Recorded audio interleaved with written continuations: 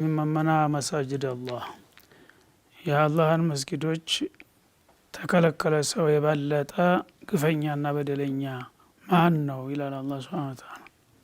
እንግዲህ ሰዎች የተለያዩ ወንጀልን በመስራት ያው በደለኛ ሊሆኑ ይችላሉ።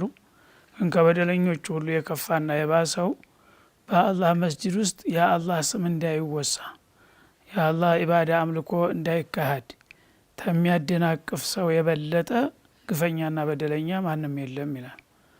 አንዩት ከረ ፊሃ ስሙሁ ፊ ቡዩቲላህ የምነዑ አንዩት ከረ ስሙላህ። በአላህ ቤቶች ማለት የአምልኮት ቤቶች የአላህ ስም እንዳይወሳባቸው በቀጥታም ሆነ በተዘዋዋሪ የሚከለክሉና የሚያደናቅፉ ሰዎች ካሉ ከነዛ የበለጠ ግፈኛ ማን አለ ይላል። ወሰአ ፊ ኸራቢሃ እነዚህም መሳጅዱላህን በማፍረስ ወይም ደግሞ ተጥቅም ውጭ በማድረግ በማጉደፍ በማቆሸሽ ተሚተጋ ሰው የበለጠ ማን በደለኛ አለ ይላል።